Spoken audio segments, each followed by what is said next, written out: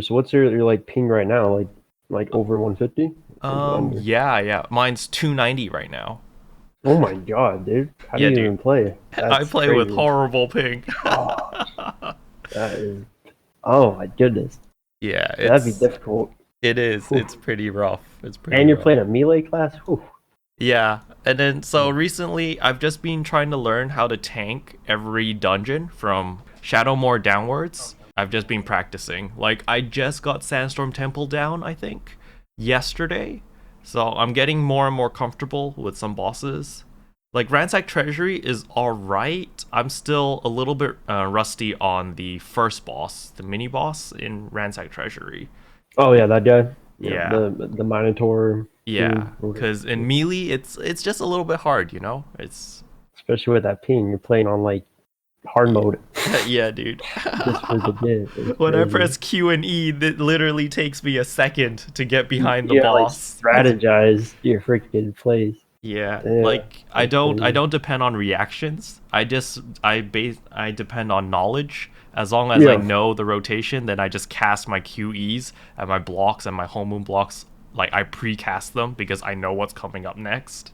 So why'd you come to North America and the North America server? Actually, I came to the server because the Chinese server is really pay to win, and I just didn't want to. I didn't want to play that anymore.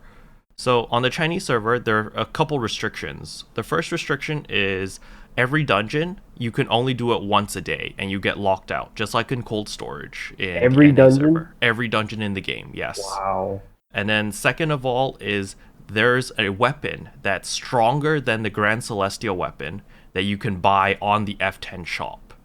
Oh my god, that's so pay to win. Yeah, Holy, you can just buy it? there's no way to get that weapon other than from the cash shop.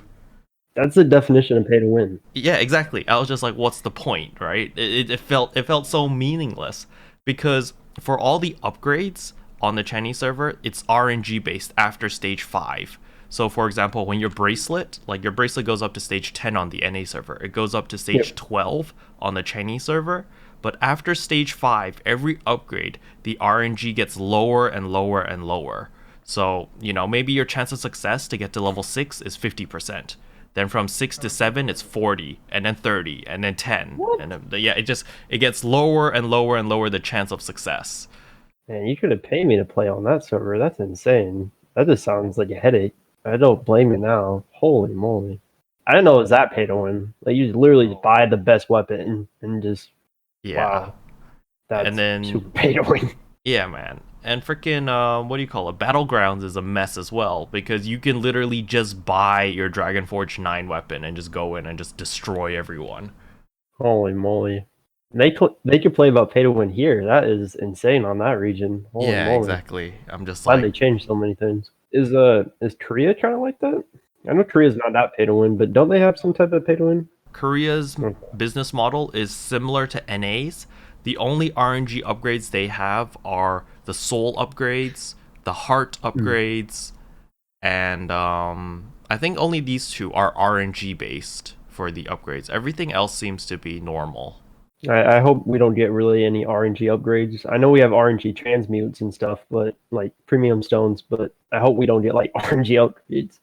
Yeah, I don't think so. I don't think that'll happen because if that happened, like you know, the player base in Blade and Soul is already small enough, and if they try to do that, they're just gonna lose even more player base. Yeah, that it'd just be a really bad idea. It's already expensive enough to upgrade some items, and then if it has a chance to fail, that's just kind of ridiculous. Yeah, Glad we exactly. don't have that. That's Mm-hmm, cool. mm-hmm. All right. So have you been playing anything else other than Blade and Soul recently, or is this like your main game and you don't play anything else? Oh, I've been playing Maple Story too. Oh, really? Are Um, you? yeah, What server are you guy? Are you on the East server or? the West, the West. Oh, West. Oh, Yeah, okay. I just got my Berserker to level 50 like today. So I just been playing it on the side, like while I play Blade and Soul. I'll just like, pop up Maple Story 2 and like quest a little bit because it's so easy. You just all you do is just follow the quest, press a few buttons, but it's actually pretty fun. I'm having a good time with it. Yeah, Maple Story 2 is a good game. Like a lot of my guild members are playing it as well, and we're just taking it really casual. and Super it's casual. yeah, exactly.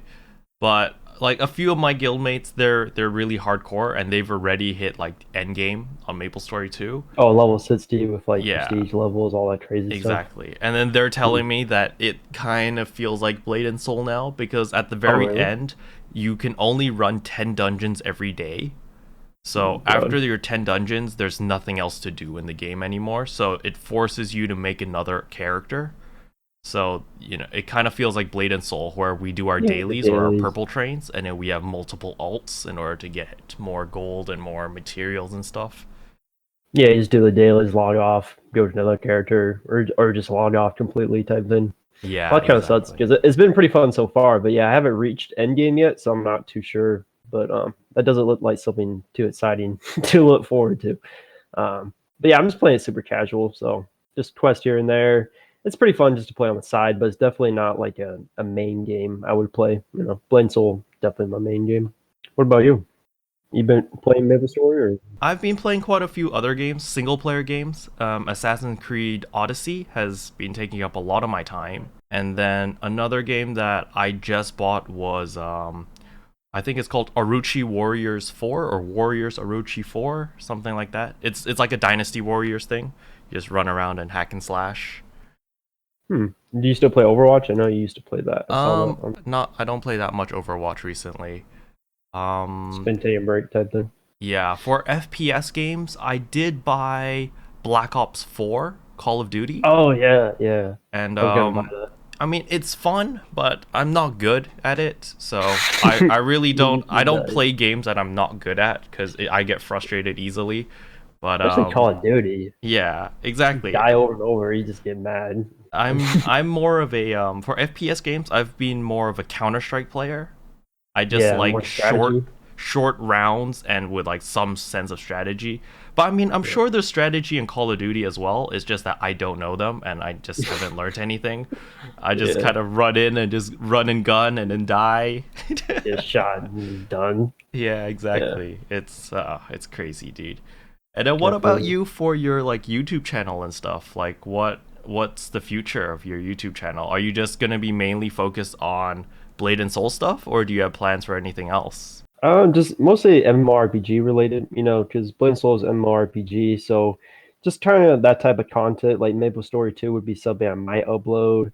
Anything that's new, like coming up, like I don't know if you know about some of them, like Ashes of Creation and stuff like that. There's a few upcoming MMORPGs that are kind of interesting. Maybe do videos on that, but most of the time, just Blade and Soul. Really, there's a lot of great stuff coming to Blade and Soul. It seems from like the Korea server, so definitely a ton of videos to make on that for sure. So much information. Yeah, I mean, Maple Story 2 Ashes of Creation. Did you ever play Black Desert Online? Yes, I did. I got level 60, I think ninja. I forgot some of the classes. I haven't played in forever, but yeah, I got to like level 56. Oh wow. I've never played BDO, but my brother did and he got really into that. It has some really great combat. The combat's really fun. Similar to like how Blade and Soul has really great combat. It's the same as Blade and Soul, but it's really fun. The only problem is there's no like end game stuff to do. Like there's only PvP and it's all gear related. So if you don't have like the best gear, you're probably gonna get killed pretty easily. So there's no like PvE content, like really any type of dungeons or raids. And I like raids and stuff like that. So that's why I kind of stuck with Blade and Soul personally. Yeah, for sure. Like I'm more of a PvE player. I've never really Yeah. enjoyed PvP that much.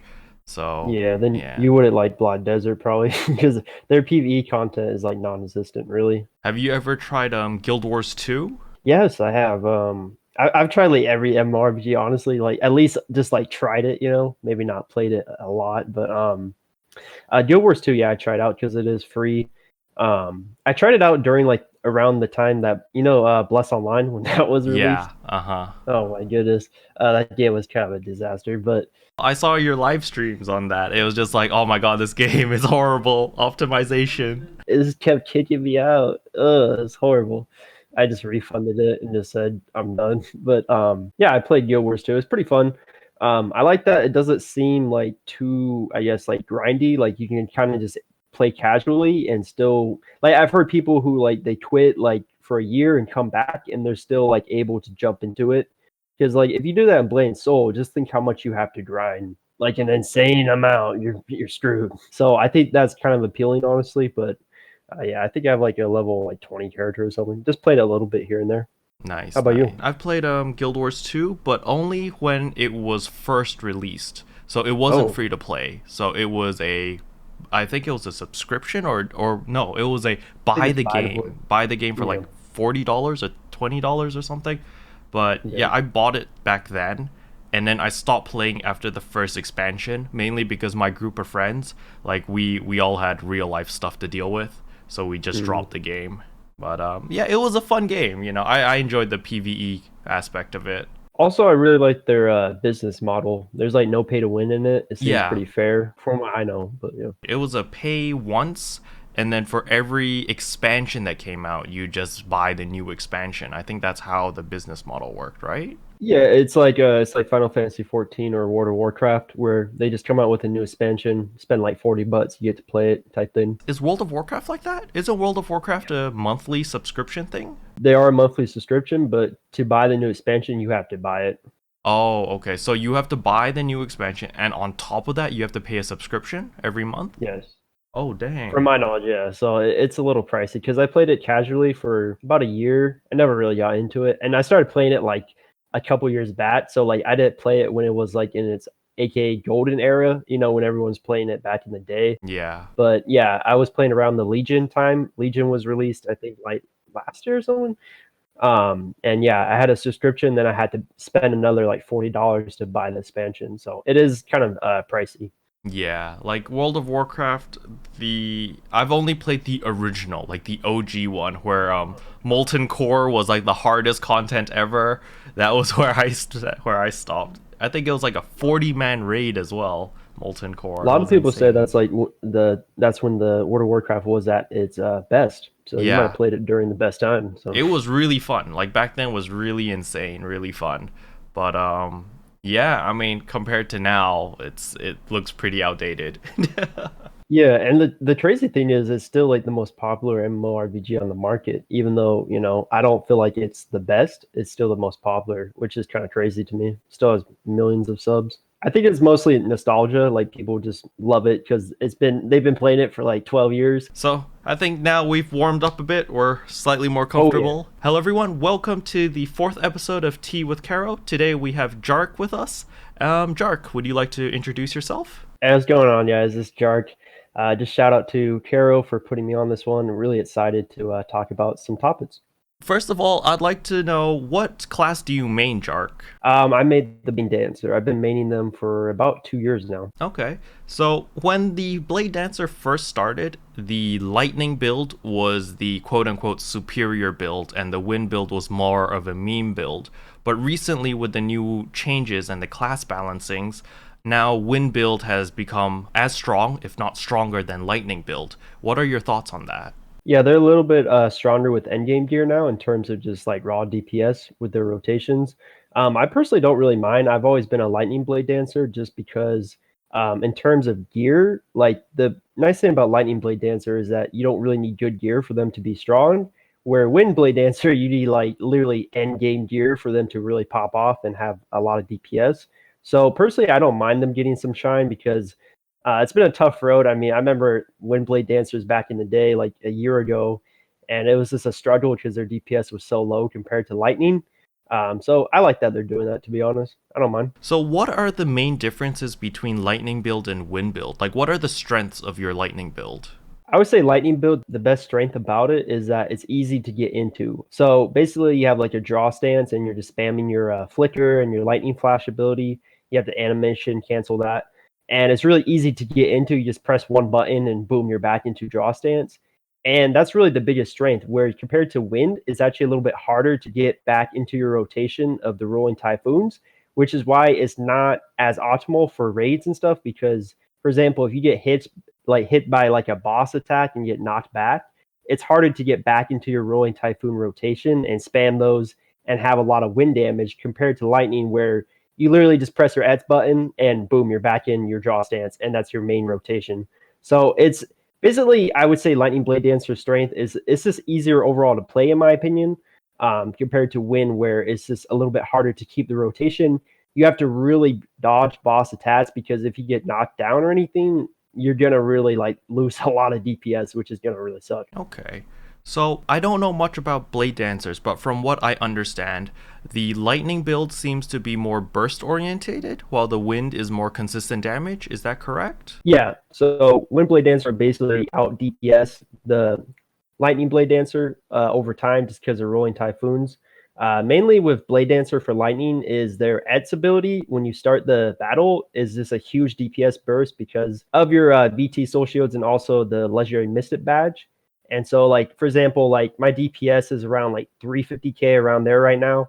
And at the start of the battle, my burst will be around like almost 600k with obviously buffs and stuff like that. So it's just a huge burst, but then it kind of settles down compared to Wind Blade Dancer, where overall they'll just keep having the steady DPS and out DPS a Lightning Blade Dancer. Of course, if they have, high end game gear. Okay. And then what about Soulburn? How does Soulburn affect both builds, the wind and the lightning? Really, they're just both the same. They just boost their damage by the same amount. You just spam flicker more.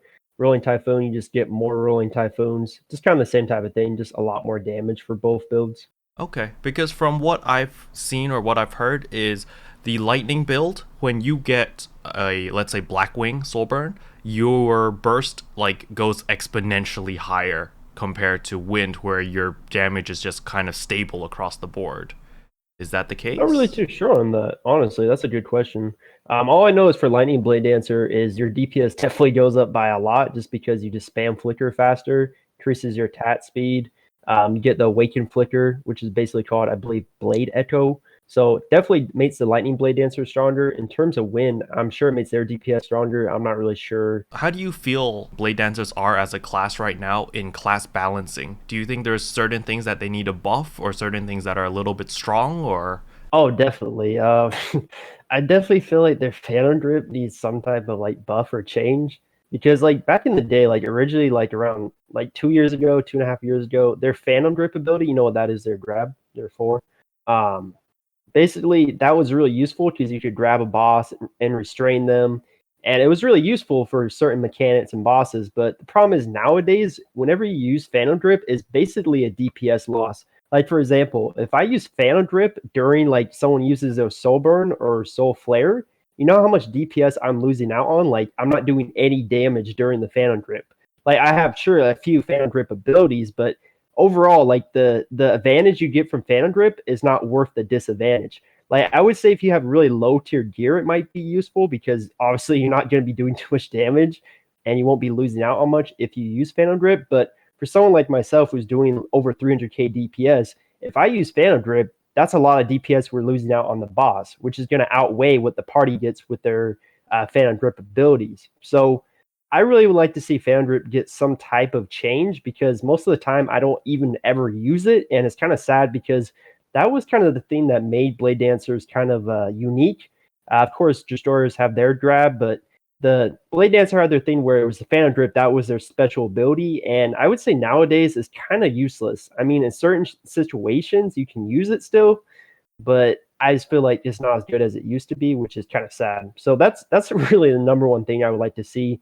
Maybe a revamp of their Phantom Grip ability and just get it fixed. Maybe more buffs. I don't know, just something a little bit better on that. In terms of their DPS, though, they do pretty good numbers. I'm pretty satisfied with it. They're not top notch, but I don't really mind that. That just means they'll probably get a nerf if they're, like number one DPS. Well, I haven't done much research about this, but for the Blade Dancers with the Awakening patch, do you have you seen like what skills they get or anything, all the changes or stuff like that? I'm not aware of all the changes. I just know a few that they did, and just they added some new skills. They also mix and match, like they like put a ton of skills together. Like some of the wind skills are now with the lightning skills. Like it's kind of weird. I'm not really sure how well they're doing right now. I've heard though that Windblade Dancer is at the bottom of the DPS list, and I don't know what's going on with that. That's kind of scary, but yeah. So I'm a little worried about it. Honestly, I'm not too worried about it because I know that they're gonna release it in Korea, and they're gonna do all the balancing patches first, and then we're gonna get the final product in NA/EU. I'm pretty sure that's what's gonna happen. Like because that's what happened with the Warden.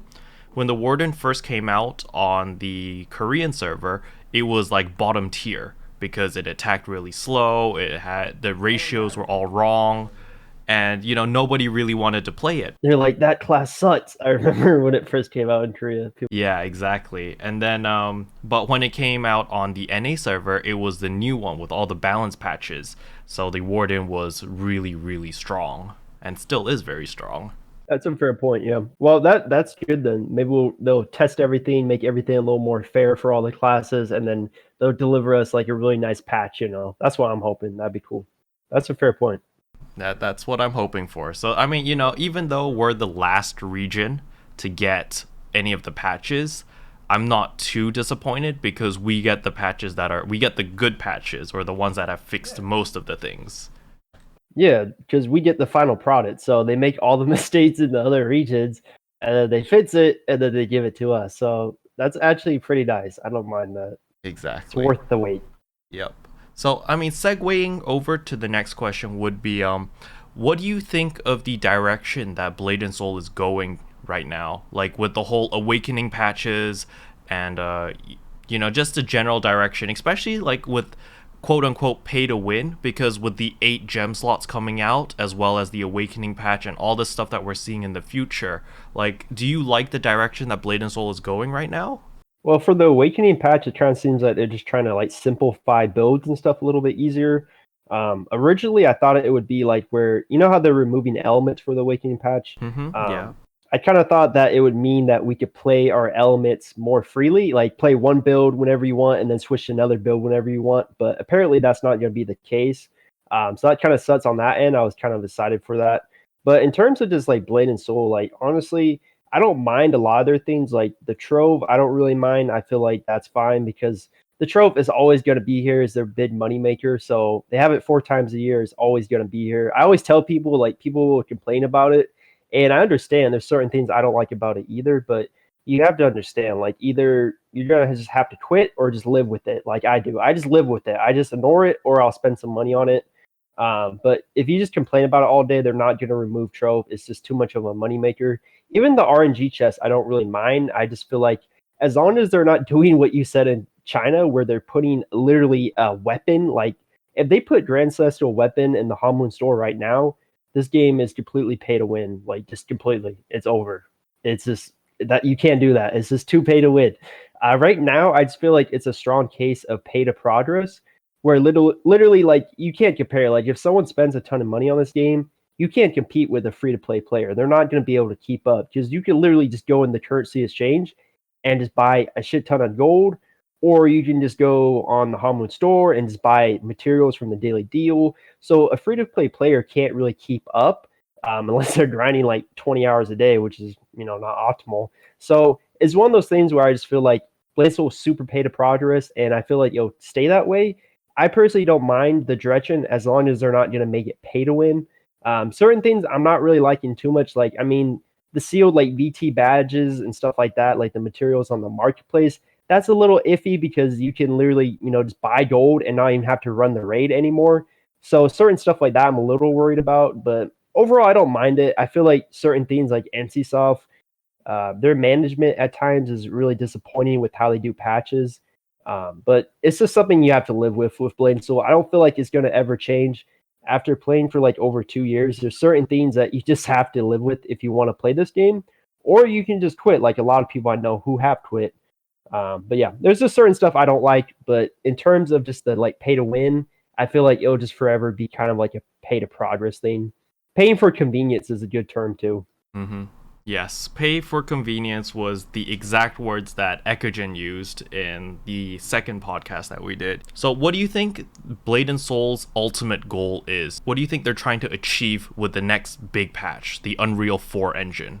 Oh, 100% just bring back a lot of people. Like literally, I know like over like six or seven people, maybe even 8 people who literally quit this game because of the optimization. Like because the optimization is so poor with this game, where you'll literally have like stutters and freezes and all this like crap with like high end PCs. I even have it myself where I like froze in like BT, and I'm just like, why is this happening still? And a lot of people quit because of that. And I always see people saying if they fits the optimization and fits the game loop, they'll return and try it out. So as long as this Unreal Engine 4 delivers, that's a big thing. Keyword, if it delivers. If it delivers and the optimization is better, at least better. It doesn't have to be perfect, but if it's a little bit better and people aren't freezing at like bosses and stuff as much, I feel like a lot of players will come back and enjoy the game. Like I was thinking about this a couple weeks ago, and I was like this Unreal Engine 4 patch, like when they release this next year, it's going to be a huge thing for Blade and Soul. Like I feel like a lot of new players will check out the game, and also a lot of returning players are going to be coming back to check out the game. And it's on NCSoft to make sure that they don't fail, because if they fail this and they put this out and it doesn't fit the optimization at all, I feel like a lot of people are just going to quit. Yeah, I agree. So there's been a few people that have been asking why they don't put Blade and Soul on the Steam market, because like MapleStory 2, they started at their own Nexon launcher client. However, once they launched it on Steam, there was a very big surge in popularity because people use Steam and it's a trusted platform, and it gives access to a lot of players to see the game. It gives a lot of exposure. So why don't you think Blade and Soul would ever put their game on Steam? The negative reviews, man, it would get completely demolished with negative reviews. Like for now, I just feel like they don't really care, and they probably are just thinking that the reception is going to be pretty poor if they go to Steam. But maybe it's something behind the scenes, I don't know, with their license or something. Could be something like that too. What do you think about the netcode? Like, because this game is so ping reliant, do you think there's anything they could do with the netcode to make it, more bearable for especially just players in America? They only have one server in Texas. So if you live on the East Coast or if you live on the West Coast, you're not getting very good ping considering that you're connecting to the American server, right? Another server would be pretty nice. I wouldn't mind that. Really, like, I don't really think they can fix that because the game is just so designed to be ping reliant. Like all these classes like Kung Fu Master, like they all require like super low ping. Even ranged classes, they want you to have low ping. Really, like I feel like there's certain things they do can like get around it. Like for example, they put in simple mode. I feel like that helps out a lot of people. Even like I've tried out Lightning Blade Dancer simple mode, and originally I thought it was pretty bad. But the nice thing about it is it uses the animation cancels, and then you can kind of weave in your other skills with that. So if you have high ping, you can do little things like that, like how you're saying you use simple mode for what'd you say, your Blade Master? Yeah, my Lightning Blade Master. Yeah, so there's certain things you can work around it or use the in-game macro for Blade and Soul. Really, honestly, I don't really think they can do anything about it without having to like redesign the whole game. But I feel like something like encouraging people to use macros or maybe making simple mode a little bit better, I feel like that would be fine. Because it's kind of ridiculous that some people have to literally buy a ping booster for this game, and they live in North America and they're playing on the North America server. But yeah, I just feel like they have to try to work around it or just redesign the game. What about with like the whole Unreal 4 engine coming out next year? So there's a lot of hype about it. They're hoping that, with the Unreal 4 engine, they'll fix a lot of the bugs and the optimization about the game. But other than that, don't you think this is also maybe an opportunity for all the regions to look at their netcode and maybe try to do it more client side? For example, if you've ever, you've played MapleStory and you've played World of Warcraft. Like those games are client side. So even though your ping is high, but your attack speeds or your attack animations or everything will be normal. A good example would be, for example, your the fire gunner Bulletstorm. So with Bulletstorm on my ping, I can only do 4 Bulletstorms, while on your ping you can pull off 5. But that's because everything is server side. So it needs to send the packets from my computer to the server for it to acknowledge that, I've casted a Bulletstorm, and then it returns the packet back to my computer to let me see that I've done a Bulletstorm. But because of this process, it's very ping dependent, and thus I only cast 4 because it takes too long to send these packets over. But on MapleStory and on World of Warcraft, it's you cast everything on your client, on your computer, and then it sends all those packets at once to the server. That way the server just needs to recognize and be like, oh yeah, there are no hacks, there's nothing in this Yeah. netcode, it's just they casted these spells. And thus, even though that we have high ping, we will still be able to attack and deal as much damage as a low ping player, but it would just be a little bit of a security thing. They might need to change their anti-cheat system, but other than that, they would be able to make the game a lot less ping reliant. There'd be a lot more people playing the game, I guarantee you that, because so many people quit this game because of the ping issue. Like, if you don't have good ping, I mean, it's a freaking struggle. Like, it is not fun with high ping trying to play this game. For example, like as you said with the bullet storm, like for Fire Gunner, you're only going to get 4, and other people are getting 5. Like, bullet storm is a huge burst for Fire Gunner. Like, this is something that is really bad because it just affects your play so much. I really wish they would do something like that. That's a really good example of like World of Warcraft doing that, because I've had high ping in there and I've never had an issue of doing my rotations. So that's a really great example. I don't really know. Do you know that Unreal Engine might try to like fit something with that in terms of ping? I know they're trying to fit something with optimization. But I don't know Yes. with the ping. The Unreal 4 engine will fix a lot of the ping, I mean, not ping, a lot of the optimization issues, like, the stuttering and all of that. Yeah. That will be fixed for sure. What will be fixed is holding down left mouse button and clicking right mouse button. You know how a lot of people, they use the keyboard, they use R and T, R for Yep. left click and T for right click. You won't really have to use that anymore. You could just normally click and it would cast as fast as regular as a keyboard. But other than that, it will not fix any of the network issues. So like the network, the whole example that I gave, they would have to, make a Redesign new their game. system specifically for that. Yes. Yeah, I don't know if they would do that. That seems pretty pricey, honestly. And I feel like Blade Soul is so far into their history now that I don't really think they would do that. Like, if this was like beginning of launch for Blade and Soul in like North America and Europe, I might argue they might do that. But we're so far into Blade and Soul, and the population has kind of dwindled, kind of low. I don't think they'll probably do that, honestly. Okay, I see. Yeah, I understand, because the way that I see it is with the Unreal 4 engine coming out, that's basically Blade and Soul 2. It's basically gonna be dubbed Blade and Soul 2. It's like, we're gonna fix all these problems. It's gonna be better. The graphics are gonna be better. You're gonna have high. Come back to the game. Exactly. You're going to have high FPS. Everything will be great. But then the only thing that I'm worried about is, yeah, you can fix all the problems in the game, but when we come back and if we all have high ping, it's kind of pointless, right? So I don't know. I'm hoping that they do something about it. Like at the very least, maybe do something like League of Legends, how they have multiple servers. Like, let's say that you play on the NA client. Ekajin was explaining to me that they have like the Chicago server and the California server, and like they have different satellite servers. So you connect to that server, and then but you're all playing on the NA region or the NA server, exactly. And that way everyone has like good ping, or at least decent ping. And I think that might solve some of the issues, at least. I think they if they're going to do anything about the ping, they would probably open up more servers before they redesign like the whole like game, because I just feel like that would be too much effort and money for them. But to open up another server, I mean, I don't know how much it would cost, but I'm sure they would probably do that before the other option. So maybe something like that. I wouldn't mind that, another server or two. All right. Even though we went off on a little tangent there, we'll come back. So, what do you enjoy most about Blade and Soul?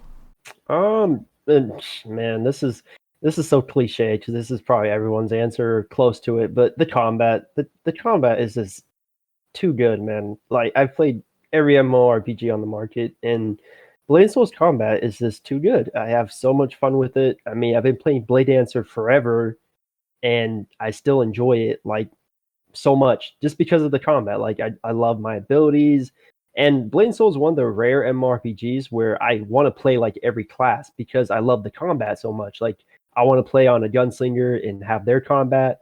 I want to play on every other class because it's just so much fun. So the combat has always been the biggest draw to me. I don't know like what about it. It's just so much fun, like spamming abilities and like jumping around. Like, it just doesn't get boring to me. Like, even when I'm running the same dungeon like for the freaking 1000th time in a row, it doesn't get boring to me because I just enjoy the combat. So combat's number one. If they didn't have that, I don't think I'd be playing this game. But combat's amazing, man. Mm-hmm. Is there anything else other than combat, or is that really the main thing? Obviously, the PVE content. I think the PVE content is really top notch. There's a lot of really great raids, a lot of great dungeons. Of course, when the game launched, the PVE content wasn't as good, just because I guess they're kind of more of a PvP type game originally. When they were kind of launched in North America and Europe, they kind of advertised it as more PvP. But over the past couple years, they've been putting out a lot of really great raids like BT, Silence Keep. So I've been really enjoying my time with the raids, and then also there's some pretty fun dungeons. Like even Sandstorm Temple I have fun with. So some of the higher tier dungeons I enjoy. So I would say kind of the raiding scene and also just the PvE content's pretty fun. And of course, the 1v1s, I do a little PvP, not a lot, but the 1v1s are pretty fun too for me still. So obviously we have to talk about the negatives as well. So what do you dislike about Blade and Soul? The funny thing is, it's not about Blade and Soul. It's just the management from NCSoft or NCSoft West. Really, that's the number one thing. I feel like they just kind of poorly have managed this game.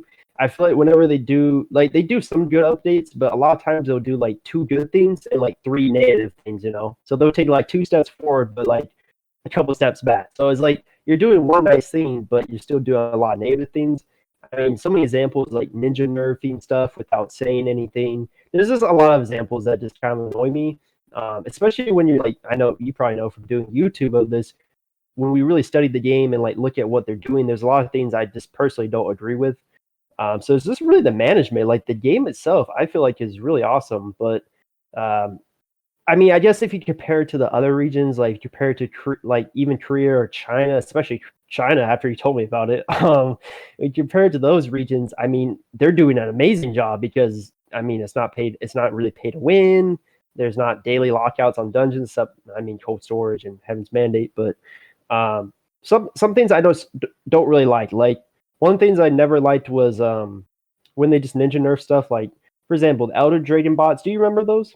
Yes, I do. I loved farming those for gold. They always dropped in like Hollow's Heart, Starstone Mines, and then it's just crazy to me that they just took them out and didn't say anything. Like they didn't put that in patch notes. They didn't explain why, and then they replaced it with Lunar Twilight Flowers, which is something you use for your nice giant little play soul shields that you get for free from the storyline. So who in their right mind is gonna be running Hollow's Heart when it just doesn't make sense. So like stuff like that is like, do they play their own game? Like I don't understand. So is this really the management? And what about the community or the player base? How do you feel about that? Honestly, there's some really cool people in here, some really nice people, but in terms of this F8, like the dungeon lobbies, like cross server, it can be really freaking toxic, which is not fun. There's a lot of elitist people in terms of gear, which I get it. You want to do a fast run and have high geared people. I don't blame you. But there sometimes it just be a little rude to new players. And then also like the number one thing I see is if like you mess up one little mechanic in a dungeon, a lot of people will just like flip out on you. And I just feel like it's not really fun if like you're always worried about someone like blowing up on you if you mess up one little mechanic. Like you forgot to like, I don't know, like step right here, and then now the boss did 30k damage to you. Oh my gosh, you messed up. Now I'm gonna flame you for 10 minutes. Like I just feel like the community is a little toxic. I feel like I don't know, like NCSoft, there's certain things that they do that don't make it new player friendly as much as I would like. But a big factor of that, in my opinion, is the community not making it new player friendly. Because we're the ones who make the AP requirements, if you think about it. That's not NCSoft for the game. We're the ones who ask for that. We're the ones who do that. So it's just, I feel like the community is a little toxic, and I'm not really a fan of that. I try to always just be nice to new players, because without the new players, we don't have an MMORPG. It's not going to stay alive. So I just try to be nice to people, but I feel like community could be a little bit better.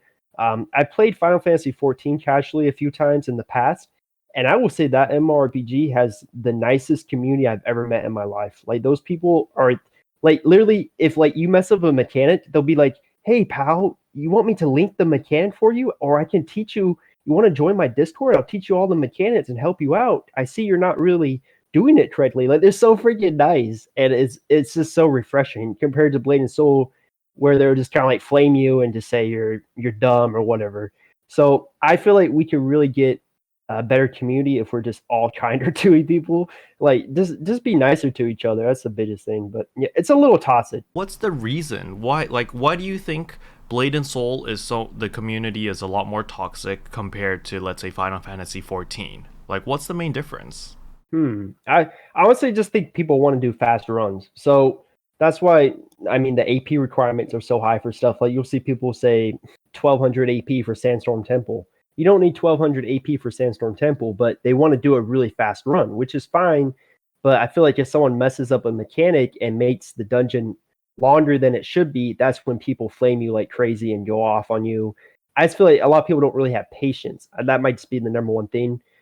Also, I don't know if this is might be a thing, but like a lot of players I've noticed who play Blade and Soul also used to like play League of Legends, and I think maybe if you play, you know how toxic League of Legends are. So most toxic game ever. So I don't know if maybe some of those players came into Blade and Soul and they're just being toxic from there. But I see kind of like a similar thing where I play League and I'll see the same type of toxicness in Blade and Soul, which is kind of crazy to me.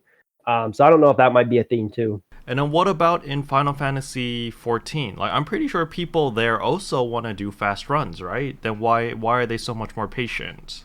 Man, I don't know. It's just the community is so close knit. Like the game has like millions of players, but when I played it, I just feel like I'm with like family members. It's so weird, but they're just so kind there. And I gotta say, it makes you want to keep coming back because it's like, sure, I mean, you can mess up and make mistakes, but if you know the people are going to support you and try to help you out with the mechanic or even help you out how to play your class better, like that's just such a refreshing thing. I really don't know why. It's so weird. It's just like every Final Fantasy 14 player I played, they're just so supportive. I mean, occasionally you have someone who say, like, the most toxic you'll get from Final Fantasy 14 is a passive aggressive comment. Like, they'll say something really passive aggressive, and you'll notice it, but they never are directly like super toxic. I don't really know why, man. It's just so weird, but everyone's so nice there. Could it be the age difference? Like, do you know the average age of the people that you're playing with? That's a great point. It seems like for Final Fantasy 14, they are a little bit older, and I checked it out a couple of days ago, and I was playing it, just doing a casual dungeon, right? And there's a person in there, and they're like, "Oh, I just got married," and you know, if you say that in Blade Soul, you know, someone will probably say something like smart remark or something, but everyone was like, "Congratulations," blah blah blah. But when you think about that, you know, they're getting married, so they're probably older, and that kind of ties to my point that I feel like a lot of Final Fantasy 14 players are probably older. They seem more mature, and that's a really great point. That might be why. Blade and Soul community, it might be kind of like, you know, like teens, a little bit more toxic. I know I was really toxic when I was like freaking 16, 17. So that might be why, but that's a great point. It might be the age difference because every Final Fantasy 14 player I ran into, they seem like in their 20s at least. Okay. Yeah, I mean, I think that could be a thing because on Blade and Soul, the average age here is much younger. I would need to get like proper numbers from Jonathan, but I'm pretty sure the average age for Blade and Soul is like, 16 to like 25. I think that would be around the range, the average age of players. And that might be why people are so much more impatient and more straightforward with their thinking. Yeah, I'd actually never thought about that. That's a great point because even in League of Legends, most of the players there are pretty damn young too. Even something like Call of Duty, you'll see how toxic people are, and a lot of them are like kids in their teens. And so that might be a really fair point. It might be a lot of teens who play Blade and Soul. All right, so we'll segue over to the next question. It's what advice could you give new players or returning players about Blade and Soul? Oh, number one advice, and I feel like it's priceless advice, but just literally take your time. Like I there's so many people who play this game and they try to rush the end game or try to get the top gear quickly. If you're trying to do that, I don't even recommend playing this game because you'll have to spend an insane amount of money or either an insane amount of time to get there. You can't just like casually play like an hour every day. Like, sure, you'll make some progress, but you won't catch up to the people who are at Grand Celestial, you know? So, my best advice is just take your time. Like, me, myself, I just take my time with everything. Like, oh, they released a new weapon stage. Well, I'm probably not going to get there anytime soon, but I don't really care because I'm just enjoying the game at my own pace. So I would just say enjoy it. Just enjoy the dungeon runs, enjoy the weeklies. And if you're not enjoying it, take a break or do something else. But I just really recommend not trying to rush because this is not one of those games where you can get Matt's gear without spending like a ton of money on it. It's just not going to happen. So that's my biggest thing. Really do that. Also, another one is try to make friends early because Blade and Soul is very clan reliant. Like if you don't have a good clan, it's so hard to gear up. But if you have a good clan, like for example, you said about your Blade Master, when we were talking earlier, you said you had Vortex Temple badges from that. That's a really great benefit of being in a clan that they can get you to do those runs and gear up an old character. Having those connections is a really big deal. Like being in a clan and being able to run raids, that's a really big benefit compared to just being on your own and trying to gear up. It's really freaking hard. So biggest ones is just go at your own pace, take your time, and just enjoy the game. And then just try to make friends early. Maybe join like a social clan if you can't get into a competitive clan. Just meet people, connect with people, and then eventually try to get into a competitive clan so you can actually gear up at a pretty decent rate. Because yeah, Blade Soul is very clan reliant. That's for sure. Next thing it would be, what are you most excited for in the future of NA server and EU server? In terms of like updates. In terms of updates, content, stuff like that.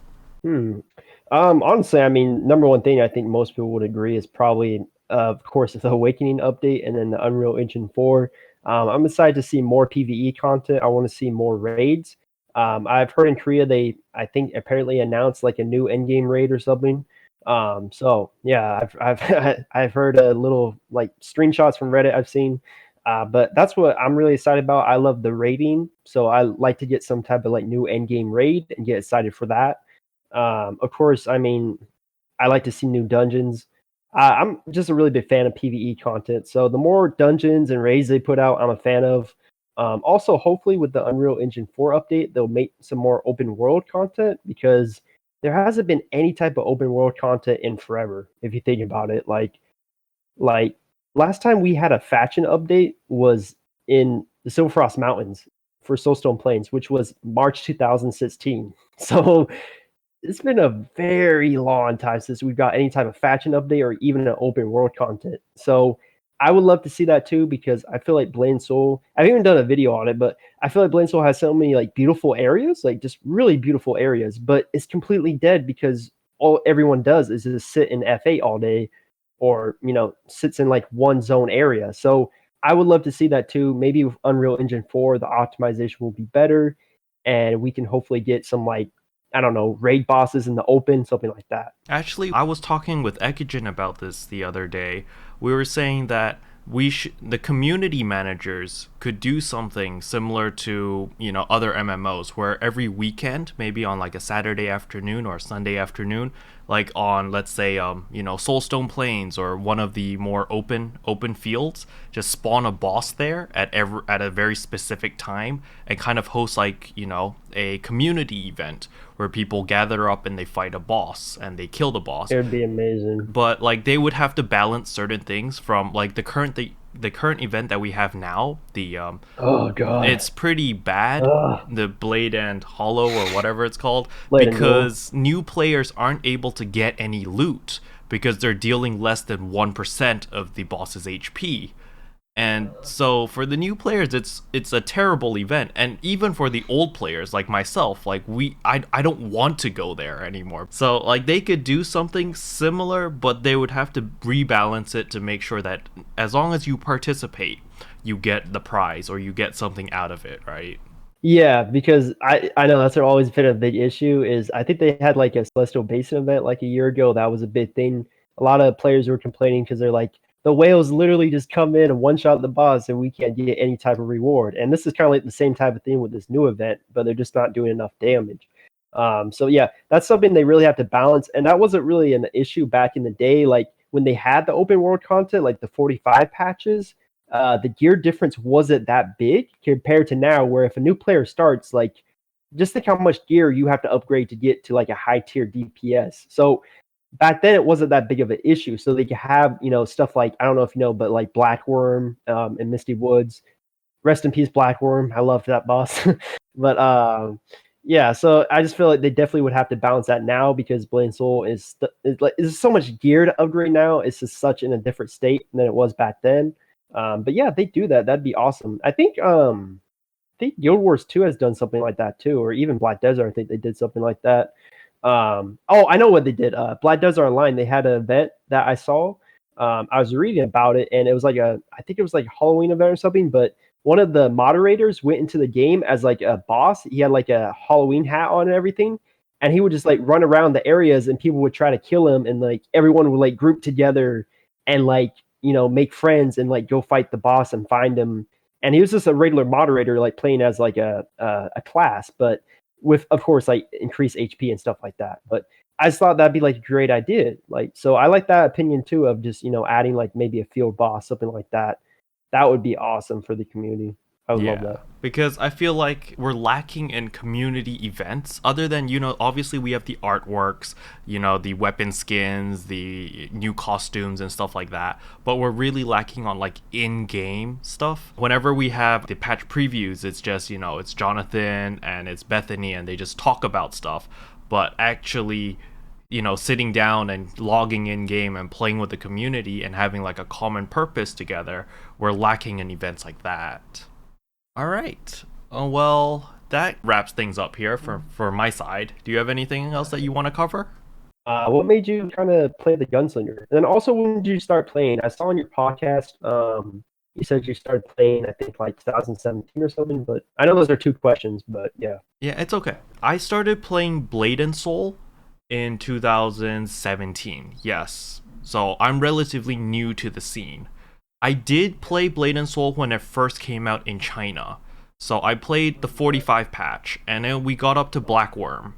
And then I stopped playing after Blackworm because it was, I would log in every day just to do Blackworm because it was just so fun to kill everyone there. I love Blackworm. Yeah, but after about 2 to 3 weeks of just doing that, I got bored of the game and I just stopped. And that's when I just dropped all MMOs because of life and just busy in general. And then I came back to MMOs back in 2017 because of a certain anime that I watched. I watched The King's Avatar. And because of that anime, I was like, wow, I really want to play a game with like, swords and with spears or with whatever. Just like, I want a good combat game. And then Blade and Soul was just like, oh, it was right here. It was perfect. So I played the Chinese server for 7 months. And then I switched to NA.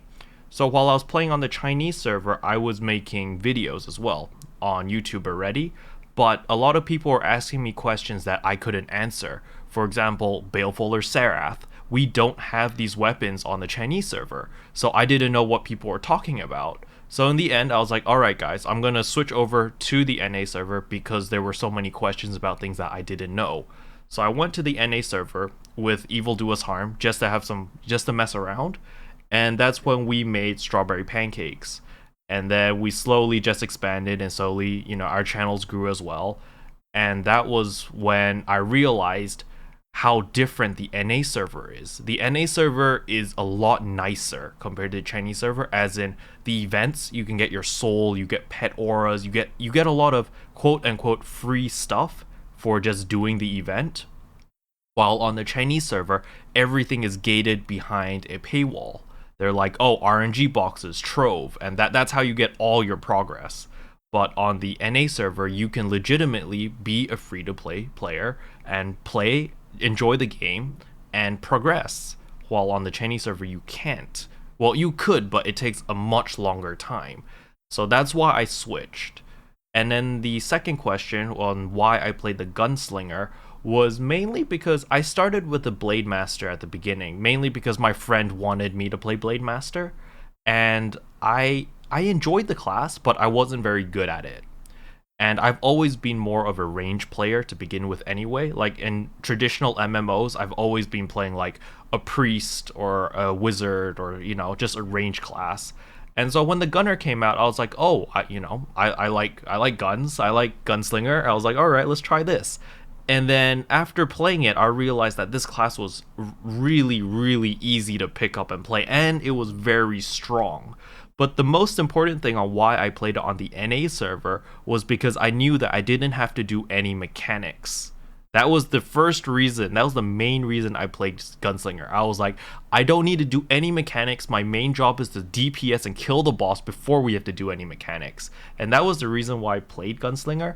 But slowly, as I learned mechanics, I was like, oh, okay, guys, we actually need to teach people how to do mechanics. We can't just kill everything and just ignore everything, right? And that's how I transitioned from the Gunslinger to the Summoner, was mainly because, first of all, Strawberry Pancakes was progressing into Vortex Temple, but we didn't have a summoner for the stealth in SK, and we had a lot of gunslingers. I think we had 8 gunslingers in our roster for VT, like 8 gunslingers and 4 fills. I think it was like 2 tanks and like a war and 2 warlocks.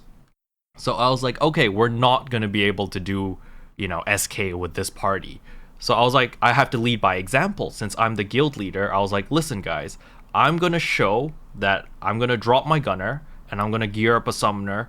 And I'm hoping by showing by example that maybe 1 or 2 of you who can afford it, who have the time to play or have the money to spend, will do what I'm doing as well.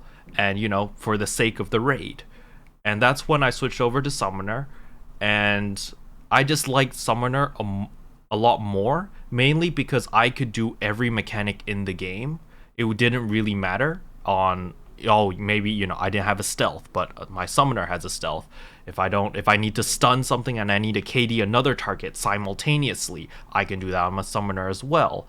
And it was just a really safe class to have because I'm supporting the raid. I'm just making sure that I can cover everyone's position. I can make sure that everyone stays alive. I even have a heal. I have a cat res. I have a party res. It's just a very safe character to play. And in my point of view, I'm more or less the anchor for the raid. Like, if anything goes wrong, I'm the first line of defense to make sure that I can save this raid or save the run, make sure that I can res key people, get people up if they fall down, heal them if they need healing. And I've always been more of a support player to begin with, and that's why I transitioned over to Summoner. Also, how do you feel about the Summoner of Wind and Earth? Because I know right now, Wind Summoner is kind of a joke. So Yes. I don't know about their awakening. I know you even switched to Earth, and you were originally Wind. So that just tells me how bad freaking Wind is. But I don't know, with the Awakening update, they're getting some type of change with that. But how do you feel about those 2 builds right now? Wind definitely needs some buffs. Like, they desperately need some buffs. Like, the DPS difference right now between Earth and Wind, if we had 0 ping or if we had like 5 ping, Earth pulls ahead by almost 300k DPS, which is quite substantial. And the DPS difference is too great. Like, most classes, if you pull ahead by 50k, 100k, I could look over that and be like, I'm just gonna play what I want to play. And that's always been my philosophy. It's always play what I enjoy, what I want to play. But the problem was, I stuck with Wind for the longest time. We cleared Hive Queen with me playing Wind build. However, when we went to Twilight Temple, that was when I had to change, or I think English name is Nightfall Sanctuary. But when we went to that raid, then I realized that, okay, this won't work, because I was one of the top 5 most geared players in the guild, but I was pulling off like the lowest DPS. So I was just like, okay, this isn't gonna work. Then that's when I made the switch to Earth, and now my DPS is ridiculous. Yeah, I just feel like it just really sucks because, like, what if you really love Wind Summoner, but obviously if you play it, you're at such a disadvantage. It's just, I really like the idea, like you said, just play what you enjoy. Like, I feel like that's how Blade Soul should be, whereas, like, if you enjoy playing this element, you should be able to play it without, like, sure, there might be some balance issues, there always will be, maybe like 20k, 50k more DPS in the other element, but what you're saying, 300k, that is ridiculous. Like, if you play Wind, you're just at an extreme disadvantage, which really sucks, honestly. Yeah, exactly. Like, I was rather upset, but because the like I don't know. For me, the wind build just feels so. It feels so active, like you're actively doing something all the time. While the earth build is a lot more passive. It's like you throw a lot of DOT stuff on the floor and it does damage over time. And I really miss playing wind build, but it's not viable because the damage difference is too great. I know fire and shadow gunner is pretty big difference too. What's their difference? Because I know fire is ahead of shadow. Yes, Uh, fire. It's not as bad, but the yeah. difference between fire gunner and shadow gunner, it's about, I'd say, 50k difference. Like if you had equal gear, if you had everything exactly the same, including ping, it's about 50k DPS difference. But there's a trade-off, you see. So fire gunner does more damage. However, fire gunner gives up mobility and gives up life steal, because when you're using your bullet storm, you're immobile. And other than that, you don't have a consistent way to lifesteal back. You know, you just can't tank things as easily as a shadow gunner. The shadow gunner can constantly be moving, and because their attack speeds are so high, they can constantly lifesteal back with their either aquamarine, amethyst, or just, just auto attacks and stuff like that. And it's a trade-off. That's how I see it. But I definitely understand that during progression, like before your full Twilight Temple 8 piece, right? Fire Gunner is substantially stronger than Shadow. So, for example, our range tank Nopix, he has his Twilight Temple earring stage 10 already because it dropped in our clear, but his damage isn't as satisfactory as what he was hoping. Like if he was fire build, he would constantly be pulling off at least, 700 800k consistent damage. But because he's playing on his shadow gunner, he's only doing about 650 to 700k. But that's because we haven't cleared the last boss yet. We don't have 8-piece Twilight Temple yet. Once he gets that, then his DPS will go up to, consistent 800, 900k. And the fire gunner would also be around there. Maybe when they use Bulletstorm, they'll go up, to the couple millions, but that's only that short burst. Yeah, it seems like kind of the case of like how Lightning Blade Dancer, Wind Blade Dancer, how like Lightning Blade Dancer is so much stronger with less gear compared to like how Fire Gunner. I mean, I think they're the strongest class with like storyline gear from what I know of. So it's just like one of those builds where you can have low gear and still do a lot of DPS. Where Shadow and like Shadow Gunner and like Wind Blade Dancer, you have to have a lot of gear to actually start seeing the DPS. So yeah, I see what you mean there. Yeah, for sure. Last question for you. I Hmm. don't want to take too much time, but why is your English so good? Your English is better than mine. It's complicated, but I'll try to explain to the best of my ability. I was born in Taiwan, but then I moved to Hong Kong when I was about 10 months old. And in Hong Kong, back then, it was under British rule. So I learned English through a British school system. So I used to speak British English. But then we soon after I moved to Shanghai because of my father's business. He did microchips. He sold IT stuff. And so we moved into China because, the Chinese business was booming and then we needed to my dad just got relocated there. And so when I moved to Shanghai, I attended an American school.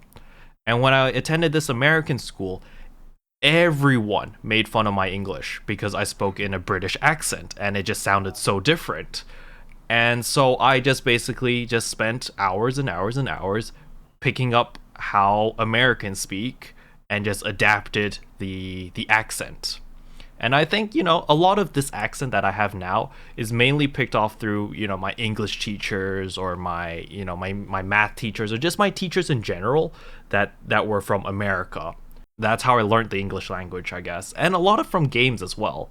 When I played a lot of Counter-Strike and I played a lot of online games, I never really played the Chinese servers. I always went out of my way to play like the overseas version. So like the NA server or the Asia Pacific server, stuff like that, where there were English speakers. And that's how I learned English more or less. Yeah, because it's really good when I watch your videos and I'm like, I can't believe this guy lives in China and his English is so freaking good. Like, it's better than a lot of people I know here.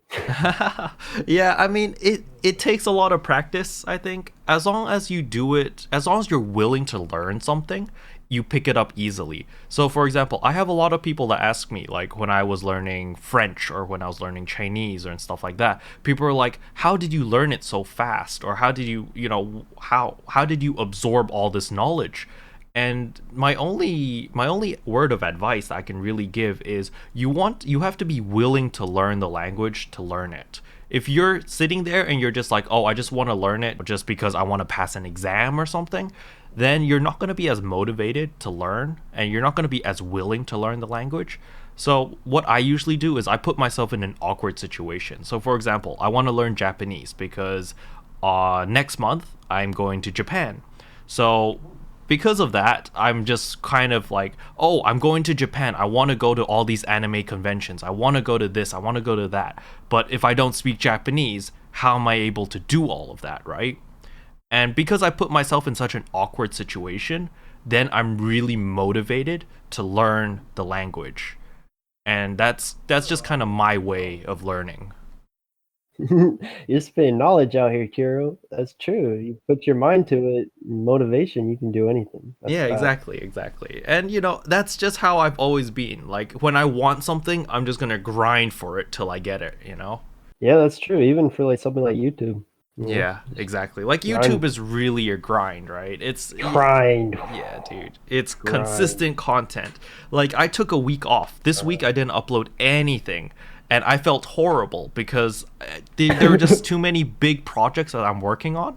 Like I wanted to make all these podcasts, but these podcasts take quite a lot of time to edit. And then I'm Yeah, just thinking to myself, should I make it like a weekly release? Because for the past 3 months, I've been doing daily videos. I made sure that there was a video every single day. every day. Yeah. And then for this week, I was just like, no, I can't do that. That's not sustainable because it was messing up my sleep schedule. I was just not having, I wasn't having fun doing what I was doing. So I was like, all right, I'm going to take a week off. I'm going to sit back, relax, and I'm going to think about this. And so now I'm still conflicted. Even after a week, I still don't know what my upload schedule should be. But it's just kind of like everyone's different. And you just kind of have to figure out yourself, like, what's a good upload schedule. Yeah, I used to upload like every day, like forever, but I kind of trimmed it down to like at least like 3 to 4 times a week. That's kind of like what I do. And then sometimes I'll do more than that. But if I like what you said, if I find myself like getting annoyed or just grind it out and I just feel like I'm just not having fun, it's not even really like the video is going to suffer a lot if I'm not like enjoying it or having fun. I'm going to be like announcing Blade and Soul stuff and sounding like I hate my life. So, Yeah, um, exactly. So, like, exactly what you're saying. If I'm not enjoying it, I won't do it. And the same thing applies with raids and stuff. If I don't want to raid, I will just tell people that listen, I'm not feeling up to raiding. And then I would usually just tell people I'm not going to come to raid. But, I obviously give them enough time so that they can find a replacement and stuff like that. And I tell all my guild members the same thing. It's just like if you want to raid, then we raid. If you don't want to raid, just let me know beforehand so I can make arrangements because there's nothing worse than having everyone in a raid and nobody wanting to be there. It's like what are we doing, right? We're playing a game. Why does no one want to be here? Let's just not be here then, right? yeah, go play something else. Have fun. It's a video game. Exactly. Yeah, but so many people get so absorbed with like progression. It's like, "Oh, even though I don't want to be here, I must be here." I Yeah. have to do it this week. Yeah. It's like no, you really don't. Yeah, It's okay. exactly. And I don't know, man. I don't know what about Blade and Soul makes everyone want to rush the game so much. Everyone seems to be like, "Oh, I need to get my Aransu weapon as soon as possible. I need to get this. I need to get that." And it's just like, no, you don't. You can just play the game for what it is, have fun, enjoy, and take your time. Because guess what? Another freaking item's gonna come out, and all you're doing is just burning yourself out. Like just. That's why I said that advice. Just take your time. Like that's just the truth. Because if you just try to like rush and grind the hell out of this game, you're just gonna burn out and quick. I've seen it so many times. Okay, and that's a wrap. Thank you everyone for watching the video. I have put Jark's YouTube channel in the description below. Check him out if you'd like. And thank you for watching the video. Bye! What can I say except you're welcome?